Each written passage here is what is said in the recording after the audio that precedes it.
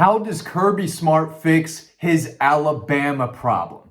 Because he's got one, right? I know Georgia beat Alabama for a national championship a few years ago. I was there in the building. I saw it with my own eyes. I get that. And for a minute, he took that elephant off his back and slung it down and held up a trophy, right? But I think it's clear that elephant is back on Kirby Smart's back. I believe he's now 1-6 against the Tide so far as Georgia's head coach. And the question is why? Why does Georgia feel like they're always not playing their best against Alabama, against the big program that they've got to start beating more consistently? How are they able to play their absolute best against Tennessee, most of the time against Florida, most of the time against Auburn, but they always feel a little tight, right, against Alabama? And I think this wasn't just one loss, right? It wasn't just a normal loss. It was another loss to Alabama in a different type of way. And I think that's one of the more frustrating things for Georgia fans. Not only are you losing to Alabama again, but you did it in a completely different way. And it's hard to say that Georgia gets off to a slow start normally against Alabama because they normally don't. They were up 13-0 against the Tide in that 2017 national championship game. End up obviously losing. They were up in 2018. Of course, Jalen Hurts comes back and leads them to victory. In 2020, it was just a solid beating, right, in Tuscaloosa. They were clearly better. In 2021, they kind of got off to a slow start, had to come back, beat Alabama, and then hold them off, and that's when they won. But even in the championship game that they lost, they were ahead early, got off to a quick start, then lost it, significantly. And then in the 23 title game, they scored a touchdown the opening drive. Alabama made adjustments. Georgia didn't. They're out-coached in just about all of these games. And it didn't look good in the national championship game that they won either. It looked for a while that Georgia, again, just didn't bring their A game. For whatever reason, they can't bring their A game against Alabama. And you have to give them credit, too. I think the biggest reason why is because they are Alabama and they were coached by Nick Saban for most of these games. And they were probably the most talented team in the country in most of these games. And they played better, and they were coached better, and they were ready to give their best shot against Georgia, where Georgia just isn't. And I do think a lot of it's because of the players. I don't think it's a mental thing with Kirby Smart and the players. Each team is different. I think it is with the fans, but at the same time, what is it about that Crimson where every time they line up, it's Georgia's not making plays that they usually do, right? And some of it, yes, it is Alabama and the players executing, making things difficult for Georgia. But Georgia always feels like they're playing a little tighter against the Tide. And, whether they're up and they blow a comeback or they're getting crushed and they come from behind down 28 to take the lead, then lose it at the end. They're losing to Alabama in different ways. They're not losing to Tennessee at all. In fact, when they play Tennessee, they're blowing them out just about each and every time. Against Florida, it can get really ugly. They've had some tough games against Auburn, but for the most part, they're winning. South Carolina, Kentucky, Missouri. Georgia's beating these teams considerably. Now, some of those games can be close, right? Kentucky will give Georgia some trouble. Missouri has made Georgia earn it. South Carolina's played them tough a couple times with Kirby, but against Alabama, that 1-6, that's a problem, right? And Kirby Smart does have an Alabama problem. For a minute, he didn't, and it looked like he had conquered the Tide, and, the Tide was turning, so to speak, in Georgia's favor. But you lose to Kalen DeBoer in his first year. Now he's got a leg up on the Kalen DeBoer, Kirby Smart, going at it, right? Those two are going to be coaching against each other for a while. They might coach against each other later this year, right? We're going to see this Georgia-Alabama matchup a lot. And so we're not going to go a while before these two teams go at it again. Georgia's got to start winning these games. But, the question is how? How do they get there? It's still a coaching thing plus a player's execution standpoint. Some people want to talk about recruiting, right? And I get it, right? When they've got a 5-star Ryan Williams out there absolutely cooking these Georgia defensive backs, Georgia, fans are going to say, hey, we want that 5-star receiver that is going not to Georgia, right? We need another George Pickens. We need another A.J. Green, and that really would have helped. they've got good wide receivers. Dylan Bell is a good wide receiver. I'd say Dominic Lovett is above average. Arian Smith above average.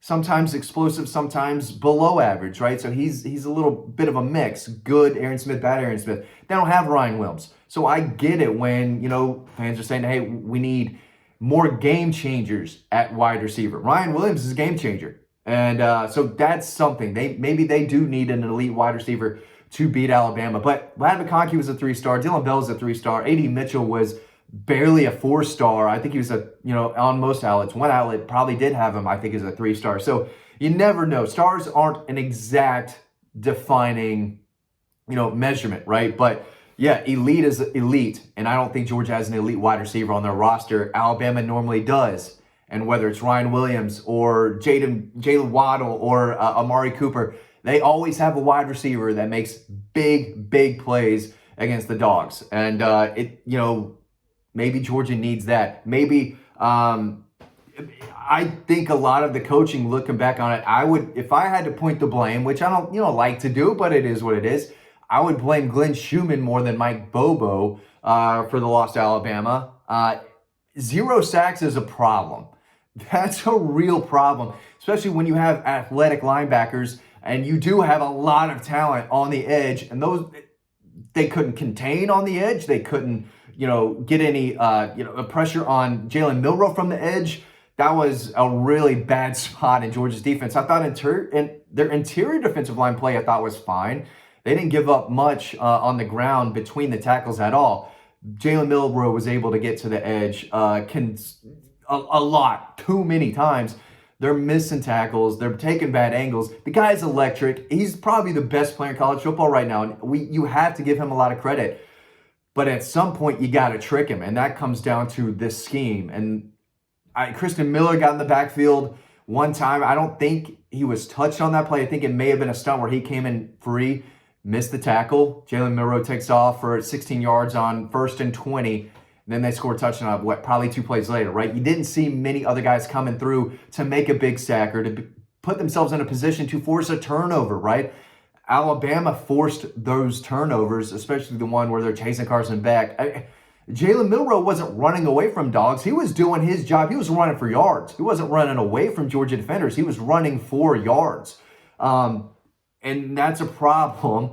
And a lot of that is credit to him and credit to Ryan Williams and credit to that offensive line. But they've got to scheme up something a little bit better and find some type of way with all that talent to make things more difficult for him, because he was throwing it, he was running it, and when the blitz came, it wasn't there. So he's, if Georgia's in zone coverage, he's just nickel and diming them, down the field. He knew where to go with the football when the blitz didn't get there, and he played tremendous. And Mike's got to get his guys ready to play earlier in the games. The offense cannot continue to sleepwalk early in these ball games and then turn it on later. They've got to play 4 quarters of football, and that is on Mike, but they end up scoring 34 points, and the players should have executed a lot better on offense in a lot of those situations where you can't really put the blame on Mike for Arian Smith dropping the ball and other guys being in a position to catch the ball and just not doing it. It would have been a tough catch. I think Dylan Bell, Dom Lovett, Oscar Delp, they all were in a position to make a big catch that would have been tough that they didn't come up with. And against Alabama, you've got to be able to make those catches. And again, Alabama executes against the Dogs, and they come out playing at a high level, and just about every game, they've been the one to win the line of scrimmage and execute. Maybe that's what it takes.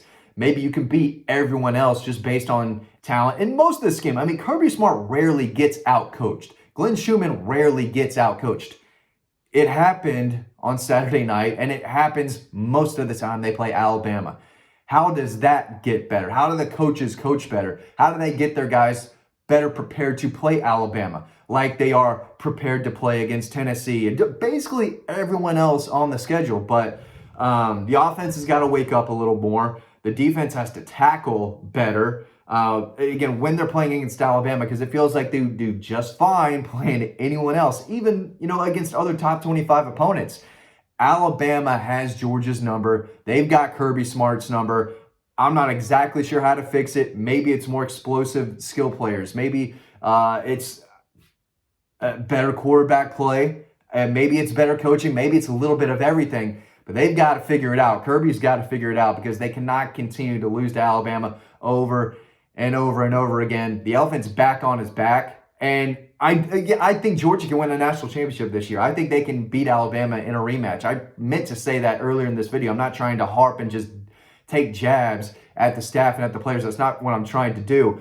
But 1-6 is 1-6 against Alabama, and that's the team Georgia fans want to beat. They're used to beating Auburn. They're used to beating Tennessee. They want to beat Alabama, and the team and the staff, the players, the program, they're not getting it done. Got to start happening. They got to figure it out. We'll see. Maybe they win in a rematch. I think they can. They've got to do it. The coaches have to do it. The players have to do it. The opportunity is there. They've got what they need to do it. They've got to do it. Thanks for watching. Hope you learned something. Make sure you head over to Dog Post to read everything we've got.